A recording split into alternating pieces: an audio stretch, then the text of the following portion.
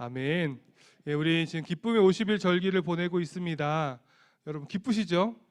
네, 우리가 함께 모여 예배하는 것이 기쁨인 줄로 믿습니다. 우리가 주님 안에 살아가는 것, 주님의 은혜를 알고 그 복음의 능력 가운데 살아가는 것이 바로 우리의 기쁨이 되기를 간절히 소원하고, 그 기쁨 충만히 누리시고 또 그 기쁨 나누시는, 또 특별히 코로나19로 힘들어하는 사람들 많이 있으니까 우리가 받은 기쁨 나누셔서 그 기쁨이 충만해지는 우리 대한민국, 우리 이 지역이 되기를 간절히 소원합니다. 예, 마태복음 5장은 거라사 광인에 대한 이야기로 시작이 됩니다. 군대 귀신에 매여 있었던 사람을 예수님께서 구해 주시는 이 사건 잘 알고 계시죠? 그런데 그 지역 사람들은 이 사건 때문에 그 귀신들이 돼지떼에게 옮겨 붙게 되고, 그 모든 돼지들이 바다에 뛰어들어 수장되어지는 일로 마을 사람들이 예수님이 이제 마을을 떠나 주시기를 부탁을 드립니다. 그래서 예수님은 제자들과 함께 배를 타고 이제 다시 떠나려고 하시는데, 이 귀신 들렸던 사람이 예수님, 저도 예수님과 함께 가고 싶습니다 라고 부탁을 드립니다. 그런데 예수님께서는 아니다, 너 고향으로 돌아가라 라고 이야기해서 그 사람 집으로 이제 가게 됩니다. 근데 그 사람이 이제 집으로 돌아가서는 데가볼리 지역에 예수님을 전하기 시작합니다. 이 데가볼리 지역이 저는 처음에 도시인 줄 알았는데, 이 데가볼리는 10개의 도시라는 뜻을 가진 지역으로, 이제 갈릴리 바다, 갈릴리 호수 남쪽 동쪽에 있는 10개의 도시를 포함한 그 지역을 이야기합니다. 스키토폴리스, 히포스, 가다라, 벨라, 빌라델비아, 거라사, 디온, 캇나타, 읽는 건데도 힘드네요. 다메섹, 라파나, 이렇게 10개의 도시를 포함한 지역입니다. 근데 이 지역은 갈릴리 지역에서 아주 중요한 지역입니다. 교통, 통신, 군사, 전략의 요충 지역고요.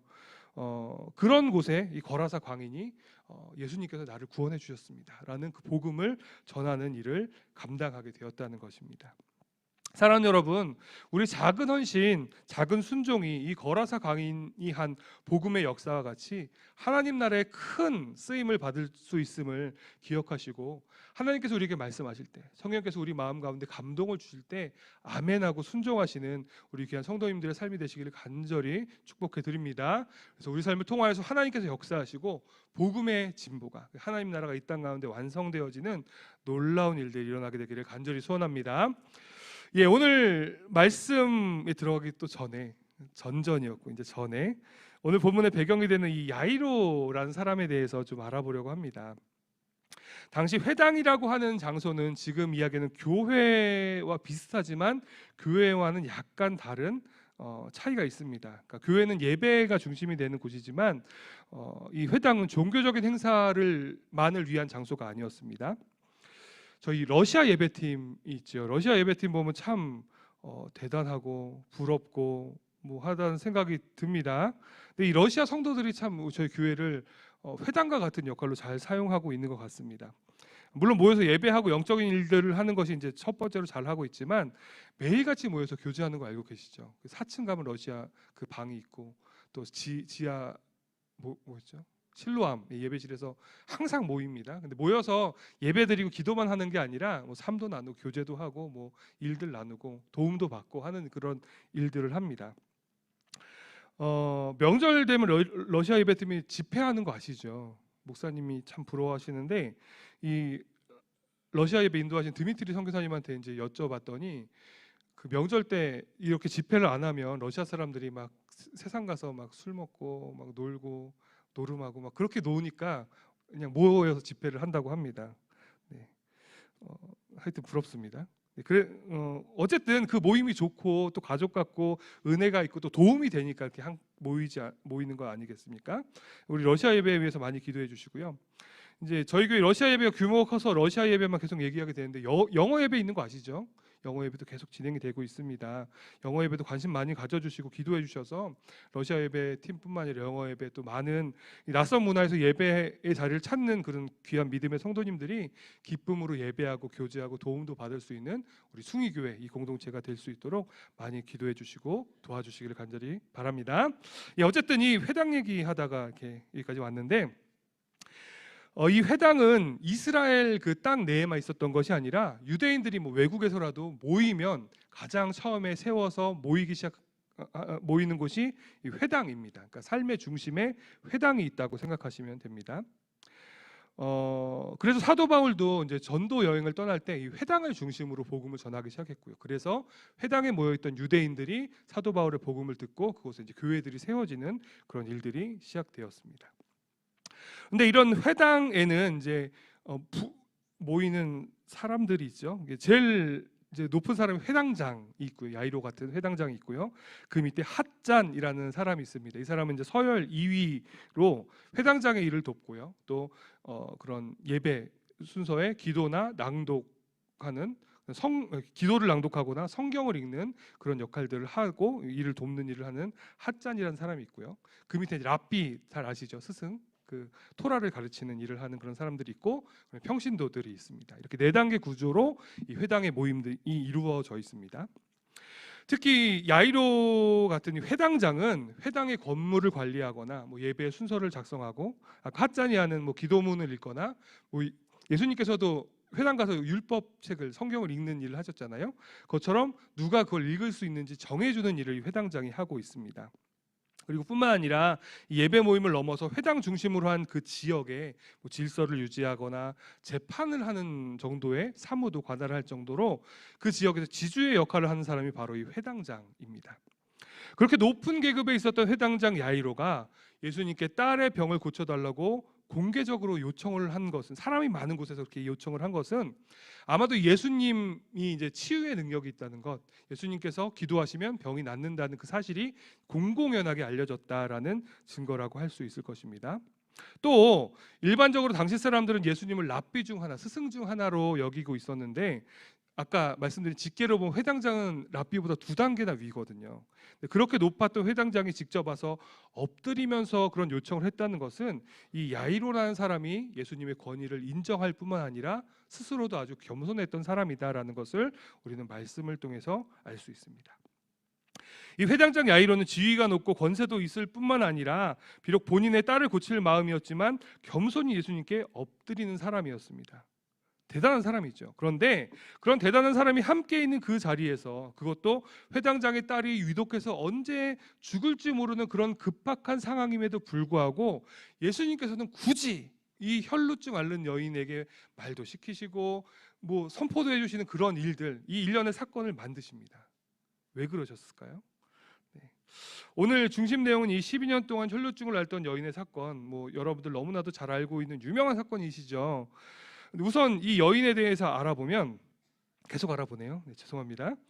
이 여인이 앓고 있던 이 혈루증은 뭐 확실한 증거는 없습니다. 뭐 성경에 그냥 혈루증이라고 기록되어 있으니까 뭐 지금 어떤 병인지 정확하게 알 수 없지만, 이제 신학자들은 이제 자궁 근종이나 뭐 어떤 이유 때문에 자궁에 문제가 생겨서 피가 이제 계속 흐르는 그런 질병일 것이다라고 이야기를 합니다.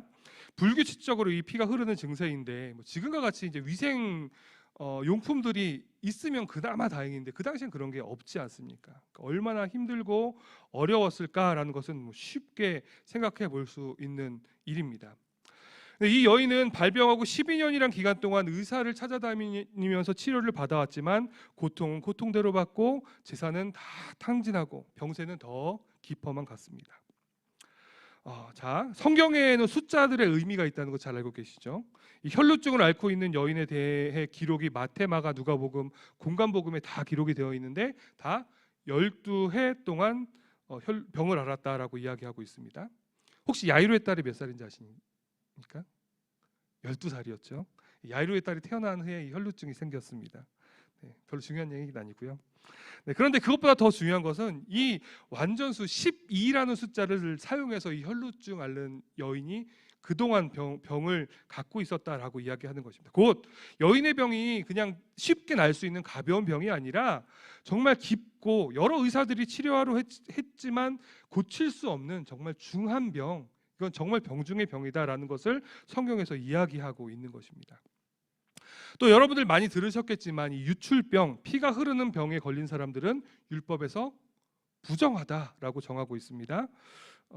속회공과에도 이 내용이 나오지만 좀 더 많이 레위기 15장 19절에서 31절 말씀 우리 함께 좀 읽어봤으면 좋겠습니다. 함께 교독하시겠습니다. 좀 기니까 제가 19절 읽겠습니다. 어떤 여인이 유출을 하되 그의 몸에 그의 유출이 피이면 이래 동안 불결하니 그를 만지는 자마다 저녁까지 부정할 것이요.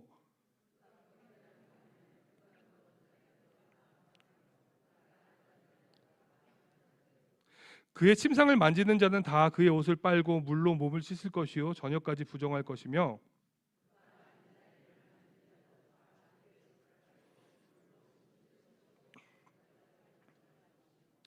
그의 침상에나 그가 앉은 자리 위에 있는 것을 만지는 모든 자도 저녁까지 부정할 것이며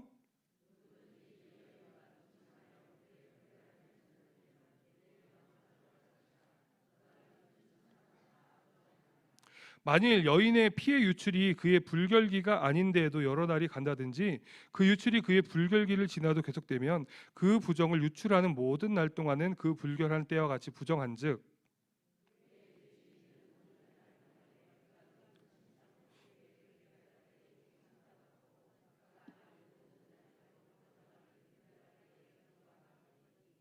그것들을 만지는 자는 다 부정한즉 그의 옷을 빨고 물로 몸을 씻을 것이며 저녁까지 부정할 것이요.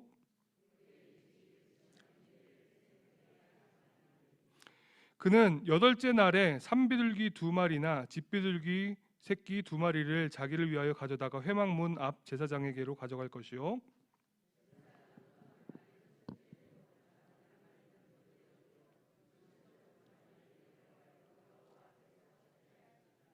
너희는 이와 같이 이스라엘 자손이 그들의 부정에서 떠나게 하여 그들 가운데 있는 내 성막을 그들이 더럽히고 그들이 부정한 중에 죽지 않도록 할지니라. 아멘.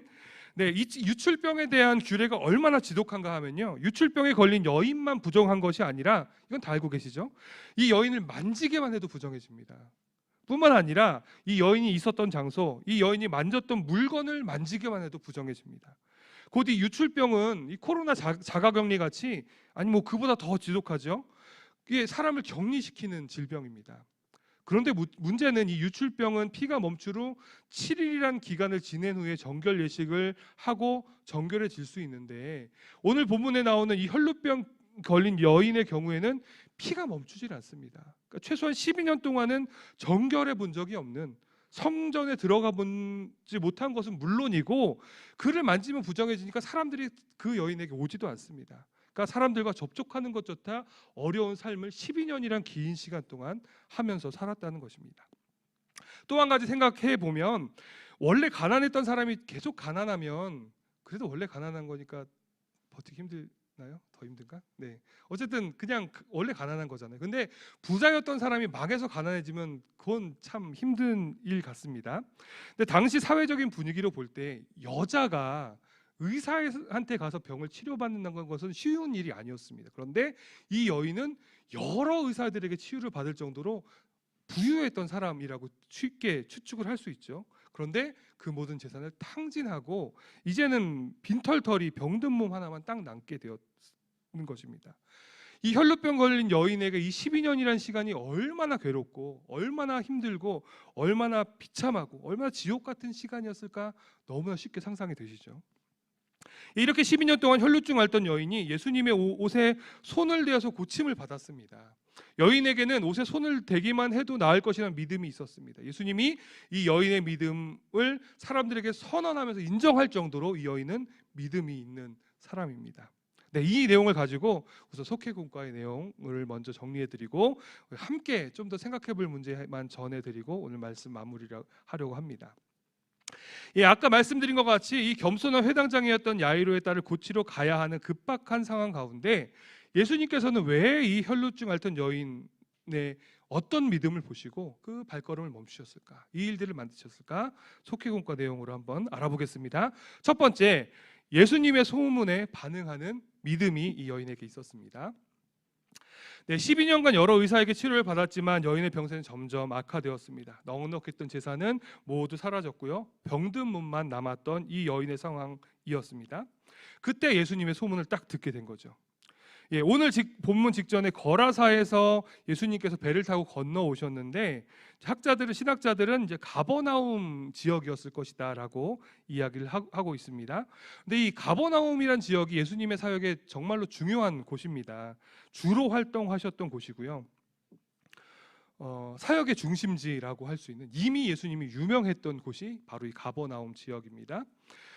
거라사 사람들이 예수님께서 귀신, 막 군대 귀신 쫓아서 막 쇠로 묶어도 막 풀어내는 그런 귀신을 한 방에 쫓아내는 일을 봤음에도 떠나주십시오 하고 했던 사람들이 거라사 사람들인데, 가버나움은 예수님이 오신다는 소식만 들으니까 수천 명의 사람들이 막 모일 정도로 예수님이 이미 유명한 곳이 이 가버나움이란 곳이었습니다. 그런데 이렇게 유명했던 예수님을 왜 혈루증 앓던 여인은 12년이란 긴 세월 동안 힘들었는데 한 번도 만나볼 생각을 하지 못했을까요? 추측건데 그냥 제 생각입니다. 아마 이 여인은 가버나움 사람이 아니었을 거다라고 생각해 볼 수 있지 않을까요? 네, 있죠? 네, 있을 것 같습니다. 그래서 가버나움과 좀 거리가 있는 곳에 살고 있었지만, 예수님이란 분이 이번에 이곳에서 주로 활동을 하시는데 병을 고친다라는 소식을 듣고 소문을 듣자마자 바로 예수님을 찾아갔다는 것입니다. 병약한 몸으로 수많은 사람을 뚫고 들어간다는 것은 이 여인이 그 소문 하나만 의지하고 얼마나 절박한 마음으로 예수님께 향하고 갔는지 우리에게 알려주고 있습니다. 그리고 예수님의 옷자락에 손을 댔을 때 이 여인의 병은 낫게 되었습니다. 예, 이 여인은 예수님의 소문을 들었을 때 즉각 반응하는 그 믿음이 있었습니다. 빌립이 와보라 라고 이야기했을 때 즉각 따라서 예수님의 제자가 됐던 나다나엘과 같이 많은 믿음의 선배들에게는 말씀에 즉각 반응하는 그런 믿음이 있었습니다. 오늘 속회공과에 있는 말씀, 로마서 10장 17절 말씀 우리 함께 읽어보겠습니다. 시작. 그러므로 믿음은 들음에서 나며 들음은 그리스도의 말씀으로 말미암느니라. 아멘. 지금 정보화 시대 세상 살고 있습니다. 세상의 흐름을 보면서 듣고 반응하는 것이 정말로 중요한 때가 되었습니다. 조금만 그 정보에서 멀어지면 낙오가 되는 그런 기분이 들 때가 지금 우리가 살고 있는 이때입니다. 너무 힘들지 않습니까? 너무 빨리 발전해서. 저도 힘든데 뭐 권사님들 힘드실 것 같습니다. 근데 여러분, 이 세상의 이야기를 듣고 반응하는 것보다 더 중요한 것이 바로 하나님의 음성을 듣고 반응하는 것입니다. 이 사실 기억하시고 우리 하나님의 음성, 예수님의 소식을 들으시고 즉시 반응하셔서 하나님의 귀한 일들을 경험하게 되시는 그 축복의 자리로 나아가시는 우리 모든 성도님들 되시기를 간절히 축복해 드립니다. 둘째, 포기하지 않고 예수님께 나아가는 믿음이 있었습니다. 이 앞에서 말씀드린 것 같이 유출병에 걸린 사람들은 부정했습니다. 그 사람과 접촉한 사람들도 부정했습니다. 곧 혈루증 앓던 여인이 부정했고, 그녀가 예수님을 만나기 위해서 사람을 비집고 들어갈 때 부딪혔던 그 모든 사람들이 부정해진 것입니다. 아마도 그곳에 있던 사람이 이 여인이 혈루증이 있어서 부정한 여인이야라는 사실을 알았다면 아마 엄청난 비난과 심하면 막 돌로 쳐서 죽이려고 했던 그런 일을 당할 수 있었던 상황이었습니다. 한마디로 병을 고치려다가 더 큰 화를 입을 수 있는 상황이 바로 그때였습니다. 근데 그럼에도 불구하고 이 여인은 예수님의 옷자락만 잡으면 나을 수 있다라는 그 믿음을 갖고 있었기 때문에 포기하지 않고 옷자락을 잡았고, 그럴 때 이 여인의 병은 그 근원부터 낫게 되는 놀라운 축복, 은혜를 받게 되었습니다. 사랑하는 여러분, 우리 체면 때문에, 욕심 때문에, 편견 때문에, 부끄러움 때문에, 두려움이나 게으름 때문에 우리가 포기하고 내려놓는 것이 아니라 최선을 다해 주님께 나아갈 때, 주님만 붙들고 그 주님의 은혜 자리에 있기 위해서 노력하며 애쓸 때, 기도하며 나아갈 때 하나님께서는 그런 우리의 믿음을 보시고 포기하지 않는 믿음을 보시고 우리를 통해 역사하실 줄로 믿습니다. 우리의 어려움들, 부족한들 이미 다 아시고 일하시는 그 주님께서 더 귀한 것으로, 더 좋은 것으로 채우시고 축복하실 줄로 믿습니다. 아무리 힘들고 하나님께서 응답하시는 것이 더딘 것 같이 느껴질 때에도 포기하지 마시고 끝까지 인내하시고 참으시고 주님께 나아가셔서 마침내 주님께서 주시는 그 놀라운 은혜, 놀라운 축복 경험하시는 우리 모든 성도님들 되시길 간절히 축복해 드립니다. 마지막 세 번째, 예수님의 능력에 대한 믿음이 이 여인에게 있었다는 것입니다.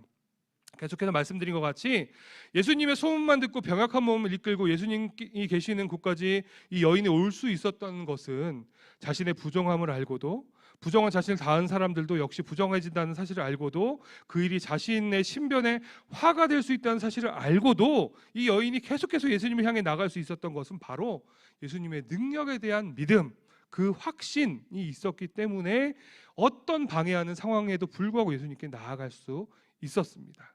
그리고 예수님의 옷자락을 붙잡는 순간 12년 동안 그녀를 괴롭혔던 병이 깨끗이 낫게 되었습니다. 예수님께서는 그녀의 이야기를 듣고 이렇게 선포하십니다. 딸아, 내 믿음이 너를 구원하였다. 이 말씀으로 사회가 단절됐고 하나님께 나아가지 못했던 그의 모든 상황들이 해결되었습니다. 바로 예수님을 향한 믿음 때문에 모든 막혔던 것들이 열리고 풀리고 무너지는 축복의 자리로 나아갈 수 있게 되었다는 것입니다. 어제 새벽에 말씀드린 것 같이 우리 하나님께서는 우리를 너무나 사랑하셔서 우리를 향한 가장 좋은 것들을 이미 예비하고 계시는 분이십니다. 우리가 간구하고 기도하고 우리의 필요들을 주님께 아뢰지만 사실 하나님께서는 우리가 생각하는 것보다 더 좋은 것을 이미 예비하고 계시는 분이십니다. 우리는 그저 믿음으로 하나님께, 예수님께 딱 붙어 있으면 그 은혜, 그 축복을 받을 수 있게 됩니다. 그럴 때 우리가 기대하고 계획한 것보다 더 귀하고 놀라운 일들을 우리 가운데 하나님께서 부어주실 줄로 믿습니다. 이 사실 기억하시고 오늘 혈루증을 앓던 여인과 같이 예수님의 옷자락을 만지고 완전한 회복의 자리로 나아가시는 귀한 우리 성도님들의 삶이 되시기를 간절히 축복해 드립니다. 짧게 한 가지만 더 말씀드리면 오늘 말씀을 준비하면서 제 마음에 와닿는 말씀이 한 절 있었습니다. 30절 말씀 제가 읽어드릴게요. 예수님께서 그 능력이 자기에게서 나간 줄을 곧 스스로 아시고 무리 가운데서 돌이켜 말씀하시되 누가 내 옷에 손을 대었느냐 하시니. 뭐가 감동되는지 모르시겠죠? 세상의 많은 물질들은 높은 곳에서 낮은 곳으로 움직입니다. 아시죠? 물이 높은 데서 낮은 곳으로 움직이죠. 신일 자동 펌프를 돌리기 전에는 물이 거꾸로 올라가는 일은 절대 없습니다. 위에서 낮은 데로 흐르게 됩니다. 기체도 온도가 높은 데서 낮은 곳으로 움직입니다. 기상청에서 내일의 날씨를 예보할 수 있는 이유는 기압이 높은 곳에서 낮은 곳으로 공기가 흐르기 때문에 오늘 기압이 여기가 높고 여기가 낮으니까 내일은 공기가 이렇게 흐르겠구나. 그걸 보고 이제 예측을 할 수 있게 되는 것입니다. 그런데 하나님의 은혜도 마찬가지라는 것입니다. 은혜가 많은 곳에서 적은 곳으로 흐르는 것이 당연한 이치입니다. 예수님께서는 그 은혜로, 그 능력으로 충만하셨던 분이었기 때문에 은혜가 부족했던 이 혈루증 앓던 여인이 그 옷자락을 딱 잡기만 했는데 그 풍성한 은혜가 그 여인에게 흘러 들어가 버린 것입니다. 그리고 그 혈루증, 그 질병이 근원부터 낫게 되어지는 완전한 회복을 이루게 되었습니다. 근데 저는 이 말씀을 보면서 우리 숭유교회를 생각했습니다. 하나님께서 104년이라는 긴 시간 동안 우리 숭유교회를 지켜주셨습니다. 아멘이시죠? 하나님께서 늘 함께 하신 줄로 믿습니다. 그런데 생각보다 100년 넘는 교회들이 참 많이 있습니다. 가까운 어디요? 내리교회도 있고요. 저희보다 조금 빨리 창립된 창녕교회도 있고요. 서울의 정동제일교회도 있고, 거기는 감리교를 대표하는 교회니까 다 아실 거고요. 제 아내의 모교회는 신당동에 있는 광희문 교회라는 교회인데요. 거기는 미국 남감리회 소속인 리드 선교사님께서 최초로 지으신 교회입니다. 거기가 저희 교회보다 한 20년 정도 먼저 지어졌습니다. 그런데 사실 저희 숭의교회만큼 부흥하고 성장한 교회는 많지가 않습니다. 역사는 더 긴 교회는 많이 있지만 부흥한 교회는 많지 않습니다. 수년 전에 제가 담임 목사님 집회에 이제 권사님들 모시고 이제 스타렉스를 몰고 함께 참여했다가 이제 교회로 돌아오는 길이었는데 제가 보기에 한 300명에서 500명 되는 규모의 교회가 있었습니다. 그런데 함께 계시던 권사님 중에 한 분이 작은 교회네 그리고 지나가시는 겁니다. 깜짝 놀랐습니다. 300명, 500명이면 작은 교회 아니거든요. 중형 교회를 넘어가는 교회거든요. 근데 작은 교회로 인식할 정도로 큰 교회에 익숙해져 계십니다, 여러분들. 네. 제가 근데 그 얼마 후에 이제 서울연회 이전에 서울연회에 있었는데 연회를 하던 교회면 규모가 있는 교회잖아요. 그래서 그 교회에서 행사를 자주 했어서 제가 그 교회 본당에서 막 뛰어다녔던 게 기억이 나는데 이제 일이 있어서 이제 숭유교회에 있다가 그 교회에 가서 본당에 갔는데 너무 작은 거예요. 몇 걸음 갔더니 막 강단이 나오고 그러면서 숭유교회가 크긴 크구나라는 생각을 했습니다. 여러분 성도님들께서는 너무나 오랜 동안 정말 대교회 숭의교회 몸담고 계셔서 잘 느끼지 못하실 수 있지 모르겠지만 숭의교회만큼 하나님께서 부흥의 복을 주신 교회는 정말 손가락으로 꼽을 정도로 많지가 않습니다. 수요교회 성도님들, 여러분들 얼마나 복 받으셨는지 아시죠? 네, 아시는 줄 믿습니다. 근데 우리가 그렇게 큰 은혜, 놀라운 축복을 받았다는 것은 우리가 받은 그 은혜와 축복을 흘려보내야 하는 의무도 함께 받았다는 것을 기억해 주시기 바랍니다. 댐 아시죠? 강을 막아서 만드는 이 댐은 물을 모아서 댐 위에 물이 필요한 곳에 사용하도록 한 그런 시설입니다. 물론 이제 수력 발전으로 전기도 만들긴 하죠. 근데 댐의 기능 중에 정말 중요한 기능이 있는데 뭐냐면 가뭄과 홍수를 조절하는 그런 기능이 있습니다. 물이 적은 시기 가뭄이 되면 댐에 이미 받쳐 있는 물을 이제 흘려보내서 이제 비가 잘 안 오니까 밑에 물이 부족할 텐데 그곳에 물을 공급해주는, 강이 흐르고 있는 곳에는 물이 다 잘 흐를 수 있도록, 가뭄에도 물을 쓸 수 있도록 하는 그런 역할을 댐이 합니다. 또 반대로 홍수가 나면 이 물이 흐르는 양을 조절을 해서 댐 위에 부분도 아랫 부분도 홍수 피해를 최소한으로 받을 수 있도록 하는 것이 바로 이 댐의 역할입니다. 그런데 바라기는 우리 숭유교회가 이 지역에, 또 우리 대한민국의 한국교회에 이 댐의 역할을 감당하는 교회가 되기를 간절히 소원합니다. 이 거라사 광인이 예수님께 큰 은혜를 받았을 때 그는 자신의 고향인 거라사뿐만 아니라 대가볼리 지역을 다니면서 예수님께서 나를 구원해 주셨습니다, 예수님께 난 큰 은혜를 받았습니다 하고 복음을 전하는 그런 역할을 감당하게 됩니다. 오늘 본문 이후에 보면 야이로의 딸을 되살리신 후에 예수님께서는 그에게 이 사실을 알리지 말아라 라고 얘기하지만 이미 소문이 다 나버렸습니다. 외에도 예수님은 병을 고치실 때마다, 기적이 나타날 때마다 이를 알리지 마라 라고 이야기하지만 그 은혜를 받은 사람들은 사는 곳에서 예수님을 전하는 그런 일들을 위해 최선을 다합니다. 성경에 기록된 인물들뿐만 아니라 우리 믿음의 선배들은 하나님이 주시는 그 은혜를 경험했을 때 그 은혜를 자기만 갖고 있지 않고 그 은혜를 나누는, 복음을 전하는, 또 받은 사랑을 나누는 귀한 사역을 멈추지 않고 전해왔습니다. 그 은혜 때문에 우리가 지금 이곳에 모여서 예배하고 있는 것 아닙니까? 사랑하는 숭유교회 성도 여러분, 우리 숭유교회 이런 역할 감당하게 되기를 간절히 부탁드립니다. 우리가 먼저 받은 은혜와 그 사랑이 이 지역의 나눔으로 복음의 은혜가 충만해지는 귀한 일들이 있게 되기를 간절히 소원합니다. 힘들고 어렵고 위로와 사랑이 필요한 그곳 가운데 찾아가서 우리를 먼저 위로해 주시고 우리에게 사랑을 부어주신 그 하나님의 은혜, 예수님의 그 십자가 사랑 전해서 그들이 위로받고 그 어려움 가운데 이겨낼 수 있는 힘을 전하는 우리 모든 성도님들 되시기를 간절히 부탁드립니다. 그래서 하나님께서 우리 교회를 통해서 일하시고 성도님들을 통해 들어 사용하시는 귀한 은혜의 축복, 능력의 역사가 우리 모든 성도님들의 삶 가운데, 특별히 이 아침 주님께 나와 주님께 순종하기로 결단하는 우리 믿음의 성도님들의 삶 가운데 가득하게 되기를 간절히 축복해 드립니다. 함께 기도하시겠습니다. 하나님 감사합니다. 우리 가운데 역사하시고 인도하신 주님의 은혜 감사드립니다. 주님께서 주신 은혜와 사랑 너무나 크고 감사하여서 매일매일 감사로 주님께 나아가는 것이 우리가 마땅히 해야 할 일이지만 우리 삶의 일들 때문에 잊을 때가 참 많이 있음을 고백드립니다. 주님 인도하셔서 성령께서 말씀하여 주시고 우리가 그 말씀에 귀 기울이며 주님께 나아가고 순종하는 우리들의 믿음 될 수 있도록 인도하여 주시옵소서. 오늘 혈루증 앓는 이 여인과 같이 믿음으로 주님께 나아가기 원합니다. 이 세상이 무엇라고 이야기하든지 내 상황과 형편이 어떻든지 오직 주님만 바라며 주님께서 하실 일들만 기대하며 주님께로 나아가 마침내 주님께서 주시는 그 놀라운 축복, 우리를 사용하시고 우리를 통해 일하시는 귀한 능력이 우리 삶 가운데 나타날 수 있도록 주님 인도하시고 도와주시옵소서. 무엇보다 우리 숭이교회가 이런 일들 감당하기 원합니다. 주님께서 놀랍도록 축복하신 그 은혜가 우리 숭이교회를 통해서 흘러넘쳐서 성전문에서 스며 나온 그 물이 큰 강을 이루고 그 주변의 모든 것을 소성케 한 것처럼 우리 숭유교회를 통해서 흘러넘치는 은혜의 강물이 이 지역을 회복하고 한국교회를 회복시키고 이 땅끝까지 주님의 복음을 전하는 귀한 사역 감당할 수 있는 주님께서 기뻐하시는 교회, 믿음의 공동체 될 수 있도록 인도하시며 역사하여 주시옵소서. 우리가 함께 하시고 일하신 주님의 은혜 감사드리며 우리 능력 되시는 예수님의 이름으로 기도드리옵나이다. 아멘.